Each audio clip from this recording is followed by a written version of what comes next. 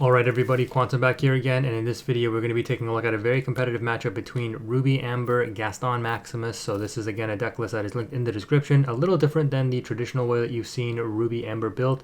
I think this version is pretty nice, but a lot of you in the comment section below of the original video I posted where I kind of just tested against AI versus Aggro wanted to see this deck versus Steel. So I have played this deck a little bit more with my testing partner, and in this video we are going to be going up against Amethyst Steel. So you're going to get your question answered. How do these damaged characters like Mulan, Mother Gothel, and Beast, when they come in with damage, survive against the pinging Songs of Steel? So here in the game 1, we're going to be on the play, and then in game 2, we're going to be on the draw. So turn 1, we drop a Mulan. After inking a Beast, our opponent inks a Magic Broom, and I don't even see what they played there. I'm sure it was something, but we're going to go ahead and quest with the Mulan and pass. Okay, Maleficent. Obviously, we're going to quest with the Mulan because if the opponent wants to attack with that Maleficent, we are fine with it, but they're obviously going to quest with it there. They just wanted to see which queen I inked, so I just showed them there. It was the Big Queen Commanding Presence. So the opponent's going to take a little bit of a think here on deciding on what to do. This indicates to me, because they're thinking here, that they don't have a way to protect the Maleficent if they quest with it. So they ink a Smee. And I'm like, okay, so they're probably going to go Snake or quest with Maleficent and Snake, which, again, I would think that they wouldn't have a way to protect the Maleficent if they're taking a while to think here.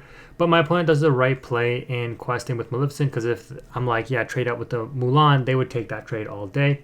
So we're going to go ahead and drop Beast and then trade Mulan into the Maleficent to prevent the quest 2 again next turn. Now again, this is where you guys in the comment section of that deck profile video are going to kind of see your prediction come through. Like, you're putting in a Beast, it has 4 damage, a Baboom or something will take it out, meaning that you can't proc the Rapunzel. So you do need multiple characters with damage on them so that you can survive things like Let the Storm Rage On, etc. from Steel decks in order for your stuff not to get picked off. And speaking of which, there you go. Fire the Cannons in the aggro deck, taking out my Beast and now preventing me from turn 4 Rapunzeling to draw 3. It only costs them 1, so not a huge tempo loss, but they do only have 4 cards left in hand. The Smee quests and takes a point of damage, and we're still fine here because, again, we have the Super Goof. This card is going to be really impactful in this particular matchup here because with the Smee already on 1 point of damage from being exerted, we're going to be able to drop Super Goof, get 3 damage on it by taking out the Smee, but also take out the Smee, which is pretty impactful, preventing the aggro deck from doing its thing and just aggroing out more lore. So the opponent once again now has to spend an additional resource if they want to take out this Goofy. Otherwise, they likely know that I will be proccing the Rapunzel next turn. So they don't end up doing that. They don't have another Baboom or anything like that, or Fire the Cannons. And therefore, you know for sure we are dropping that Rapunzel as the first action of the turn. You know, they did develop a location. I think that's the library there and the Chernobog follower. So they do have the option of next turn moving the Chernobog followers to that location, questing with Chernobog, banishing it, and then drawing 2. 1 for the Chernobog and 1 for the library, proccing itself. So we're actually going to sing Teeth and Ambitions with the Goofy in order to put 2 damage on the Goofy itself. Now that we feel that with the Rapunzel, it can definitely survive that Teeth and take out the Chernobog followers to prevent the opponent from getting that draw 2 and the extra bit of lore. We're going to go ahead and ink another Goofy and then drop the 1-drop Queen. And next turn, we plan to put some hurt on that library location. The 8 toughness on it does make it slightly more resilient than the Queen's Castle, and you'll actually see that come into play next turn. Thankfully, because our deck focuses on the Gaston, well, not focuses, but is able to play the Gaston, it is very effective at taking out locations. It has absolutely no problem in doing so. It's actually one of the decks that it's going to be strongest against any deck that does play locations, right? So against Ruby, Amethyst, or any Amethyst deck really, because I mean Amethyst decks really do want to play their very powerful locations. So my opponent is aiming here to dump their whole hand, which they end up doing so that they can proc this dock, and this is kind of what Amethyst Steel aggro is. I don't want to say based around necessarily, but it's definitely a key part of the engine. Once you dump your whole hand, you get a free draw 2 for dock, which is basically a 2 costing uninkable 1/3 character that lets you draw 2, right? Because obviously you mitigate the discard your hand if you have no hand, and then it just gives you additional resources in order to continue aggroing your opponent, meaning that you don't necessarily need to play something like Amethyst Chromacon, which gives your opponent resources as well, because the dock, if you're able to proc it in the correct way, which my opponent does here, is going to give you a draw 2. Very, very powerful. So the way that I'm looking at this board state now is I did get the Shift Queen target, so if I do Shift Queen, unfortunately, I'm still 1 strength short short of taking out the library location, and this is the difference between that and the Queen's Castle, where I would have enough on board in order to take that out. So I end up just questing with the Queen, boosting up the Goofy, throwing the Goofy 6 strength into the location, and then no point in putting an extra 1 point of damage into that location. So instead, I just quest with the Rapunzel and get the 2 lore, and we're all tied up at 7 apiece. I think I have to, not I have to, but my opponent has to make sure that they end up getting the lore off of the location there, which they do. And they do have 2 cards in hand still from that dock, I believe.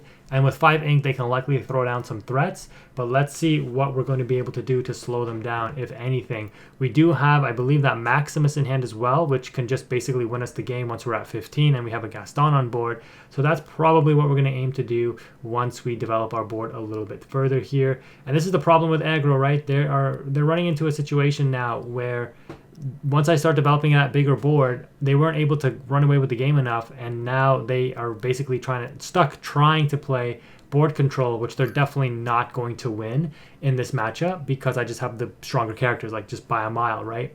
So we draw into the Mulan here, and I'm like, play Mulan for 1, which will reduce the Gaston by 2. Now I have 3 damage characters on board with the Goofy, the Mother Gothel, and the Mulan, which means, again, my Gaston costs 3, so I can pay 3, play the Gaston, and also develop the free Mulan there. Instead of having to ink Mulan in order to get, like, just extra resource, it represents 2 inks saved on the Gaston, which is quite remarkable. So the Gaston comes down, takes out the fresh location, and then, I don't know, the Goofy or something took out the other location. We quest for another 3, we go up to 10. Did I misclick there? Maybe I did, but I thought we were at 7. Quest for 3, go to 10. Yeah, okay, that's right. The opponent reveals that they're basically on nothing to really close out the game. They go Mim Cycle and replay the Pascal, and I'm like, that's fine. They only end up taking 2 damage on their Madame M. Foxo, which is pretty good because it means that they take out my Goofy and I have to throw another threat into it. Any top-decked inkable card here wins me the game. Unfortunately, I don't top-deck an inkable card, because if I did top deck an inkable card, I would be able to quest a 16, drop Maximus, and go for game on the end of the turn, because I have Gaston, which has 5 lore. 10 strength, which would trigger the 5 lore on the Maximus.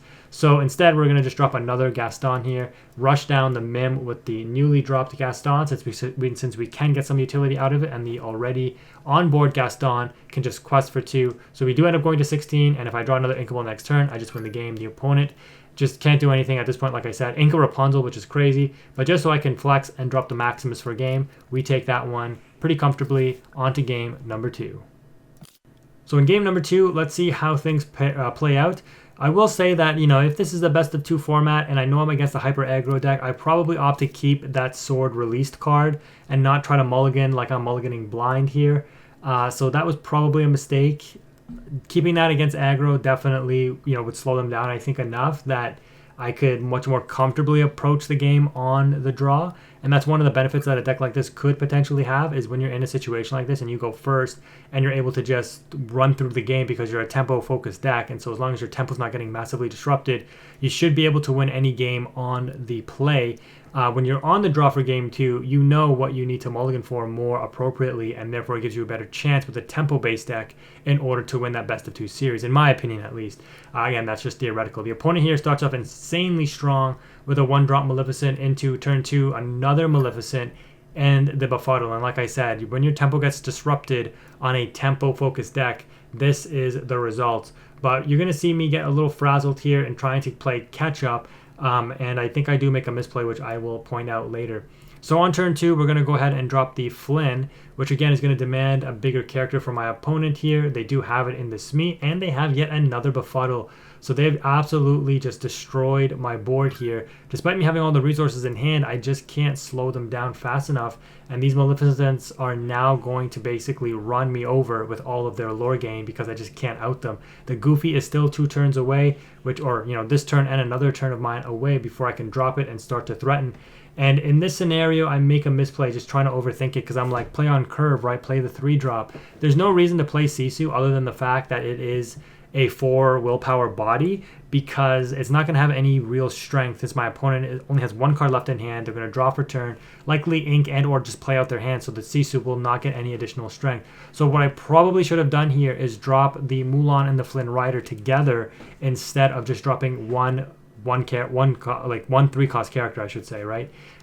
So I am going to be behind it again. The opponent gets the Gathering Knowledge, goes to 8, quests with everything for another 6, which is going to put them at 14.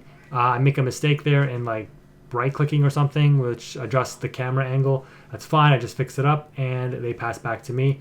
I think they still have 1 card in hand, so my Sisu does have 2 strength, which would be enough, if that is the case, for me to throw it into the Smee and slow them down. So yeah, this is a mistake, right? Put 3 damage on... I mean, I guess it doesn't really matter. Put 3 damage on Goofy instead of 3 damage on the Sisu. Yeah, they're both... Okay, this, I guess, and I mean, yeah, I guess it doesn't really matter, but in this scenario, the opponent did have the out to the other couple of points of damage. So instead of outing the Sisu, they out the Goofy.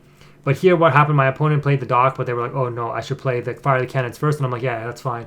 So they play the Fire the Cannons, out the Goofy, then play Dock, then draw 2. Quest go to 16 now with the Maleficent. I am able to take it out, not gain any lore, because I challenged in the wrong order. The Sisu should have challenged just me, but in the end, it doesn't really matter. Like, I'm not catching up in this game anyways at this point. The extra 2 lore off the Goofy wouldn't have mattered. We end up inking a Maui, and I have to basically take care of this opponent's board. Okay, I opt not to brawl the Dock, and I can't Teeth and Ambitions it away, right? So I'm saving the brawl for something more significant. They end up dropping a Mr. Smee, and I'm like, yeah, I just don't have the answer to that, unfortunately. And I just draw another Gaston, and the aggro deck, because of that tempo swing in the beginning of the game, where they were able to double befuddle my characters, and then I probably misplayed in not developing the Mulan and the Flynn Rider instead of just the 1 Sisu. That ends up making me fall very behind in this game, and I just cannot deal with the opponent's ready threats. Even though I have all the cards I would normally want to deal with ready threats in Brawl and Teeth and Ambitions, they're just not strong enough to take out the Mr. Smee. So we're going to go ahead and Brawl the Broom, and then I guess, yeah, Teeth the other Sisu here, and then throw it into the Dock and just say, like, yeah, I guess I just have to kind of play this out and see what happens. But they're just 1 goad away, 1 Gathering Knowledge away. You know, if they play Spellbook, whatever, just they're going to be 1 lore away from winning the game, and there's absolutely nothing I can really do at this point. Unless, like I said, I kept the Sword Release card in the beginning of the game and opt to throw that down on turn 3. That might have been able to help me even come back in the game. But the opponent did indeed have the GOAT, and they end up taking game number 2 on a very, very powerful opener. That's going to wrap it up for this video, guys. If you made it this far, thank you again for watching. Quantum is out.